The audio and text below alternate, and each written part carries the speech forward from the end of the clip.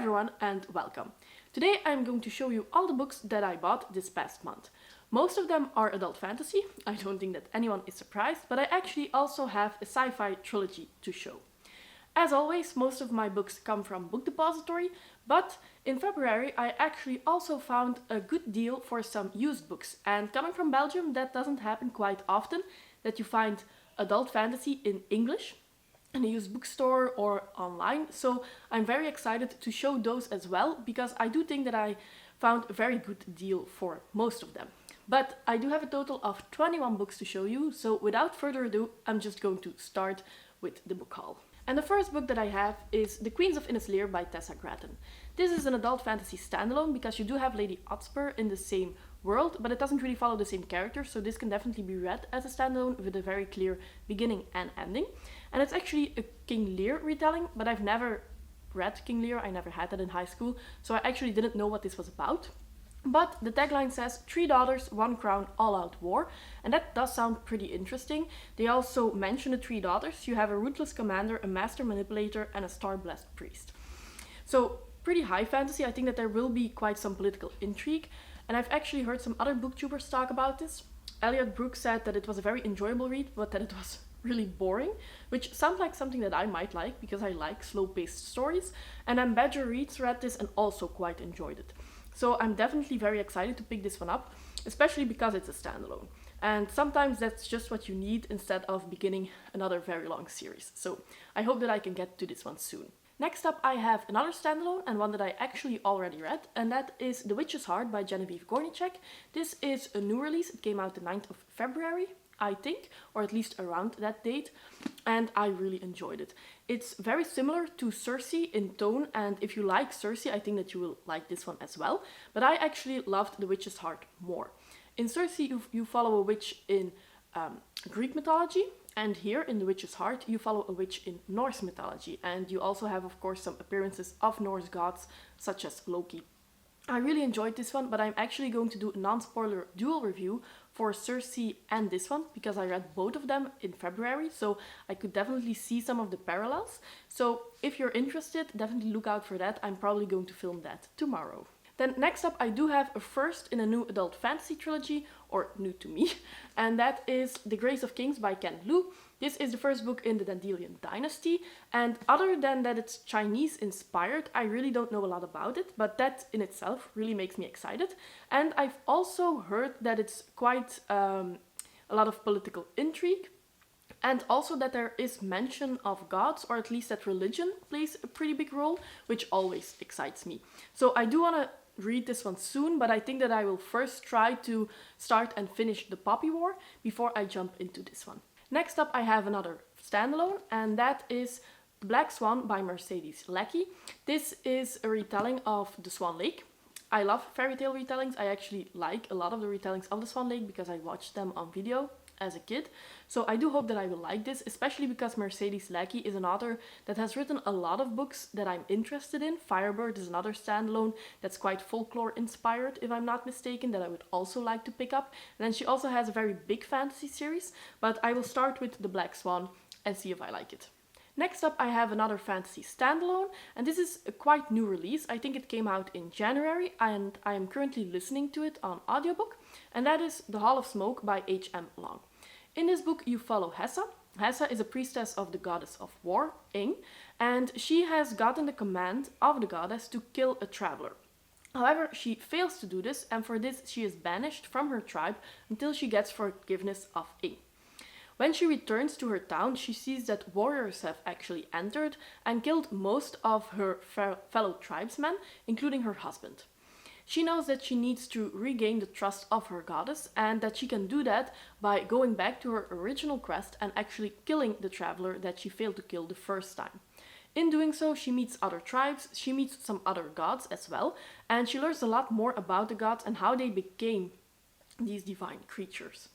I think if you like the Chronicle of the Unhewn Throne trilogy by Brian Staveley, this is quite similar in how the gods are portrayed.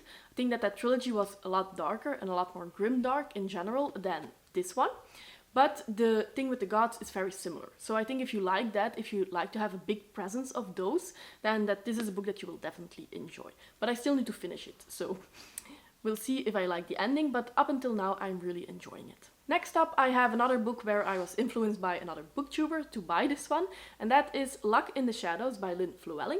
This is the first book in the Night Runner series, and that is a bigger series, but it is divided into smaller parts. The first part, where Luck in the Shadows is the first book, is actually a trilogy. So if you don't like it, you can hop out, but if you like it, you can continue and learn more about the characters in this series. This is going to be read as a read-along over on Chris Bookish Cauldron's channel, and I will link his announcement down below.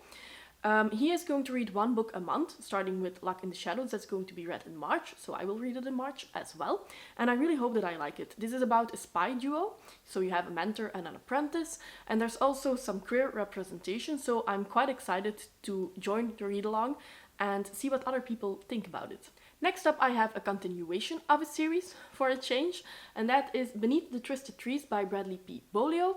This is the fourth book in his Song of the Shattered Sand series. It's going to be 6 books in total. 5 books are currently out, but the 6th is going to come out this year. I have read the first 2, and I've actually already talked quite a lot about them on this channel. The first book, 12 Kings, was actually on my top 10 list of 2020, so I won't go into too much details other than saying that this is an epic adult fantasy set in a desert-like setting with a big influence of the gods again, which is something that I definitely enjoy. There's a lot of mystery to be unpacked, there's a lot of action, but the characters are also very enjoyable. So I cannot wait to pick up the 3rd book. I also have that, of course, but I thought it can't really hurt to have the 4th one at hand if I want to read that quite quickly after the 3rd one.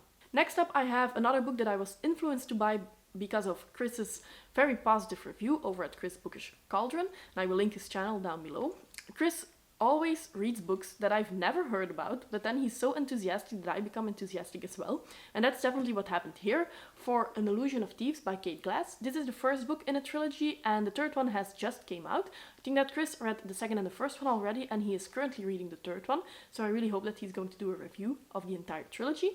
And if I remember correctly, in this series you follow Romy. Romy and her brother are banished because her brother was caught stealing.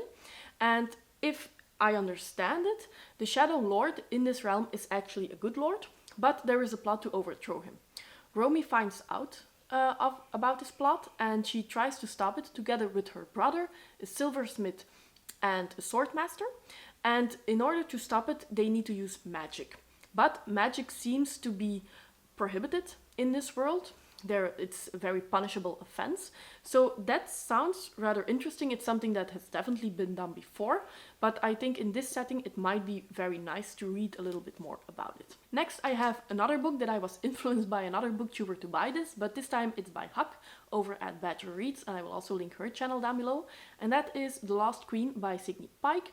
This is the first one in a trilogy. The 2nd book is already out as well, but the 3rd one I don't know when it will come out. And this one gave me a lot of Juliette Marillier vibes, because in this book you follow a brother and sister duo who have been raised in the old ways, but you then also have that the sister is actually going to be married off to a Christian king.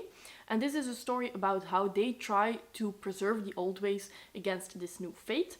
I think that there will also definitely be some kind of romance. Well, it says in the back of the book that there's going to be a romance, because the sister who is going to be married off is actually in love with a warrior of her own kind or of her own religion.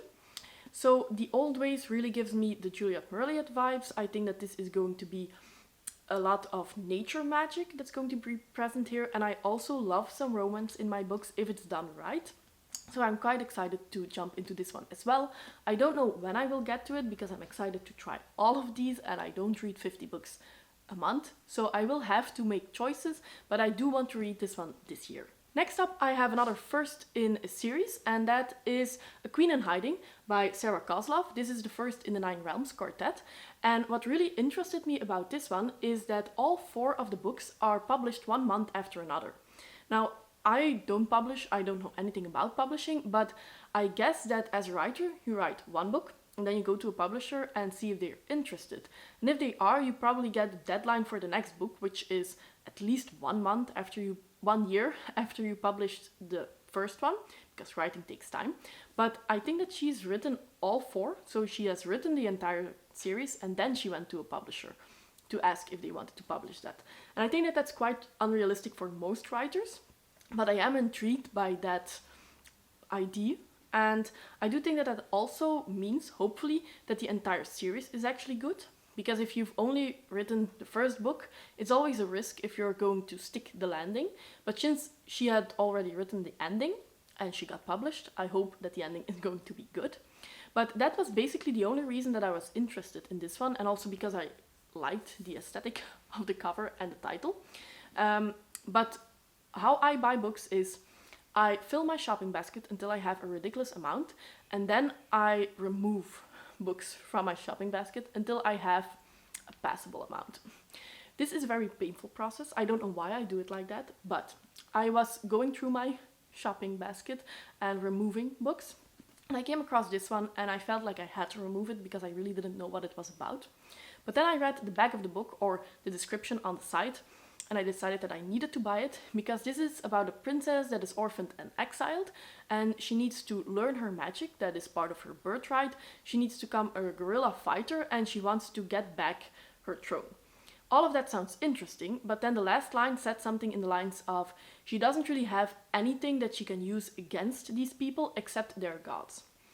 That's an easy buy for me. If you mention that there's going to be gods present in a story, I will probably like it, so that's when I decided this one is going to stay in the basket. So I just told you that I enjoy books with gods in them, and the next two books that I'm going to show you actually have a very big presence of gods in the stories. So that's not really a surprise. But the first book is Latro in the Mist by Gene Wolfe. This is actually an omnibus that has 2 stories of Latro in them, and then you have a second omnibus that I haven't bought yet, which I hope have the 2 last stories, because I couldn't find another omnibus besides these 2.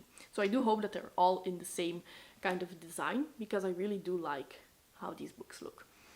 And in these stories you follow Latro. Latro is a Roman mercenary who is fighting in Greece. There he gets a head wound, and when he wakes up he has a new ability. He can see and talk with the supernatural creatures, with the gods and the goddesses that inhabit this landscape but are invisible for everyone else. So that's very interesting. He can talk to the gods, and in a Roman Empire setting, which is something that I haven't seen before in adult fantasy. I know that there are, but this is the first one that I am going to read, so I'm quite interested in that as well. But he also has a disability, and that's something that I really enjoy, because he loses his short-term memory. Every time he wakes up after sleeping, he has forgotten everything prior to that. So he starts keeping up a journal and reads that when he wakes up. I always like when somebody gets a new ability, when they don't just are born with it, when it's something that they get along the way.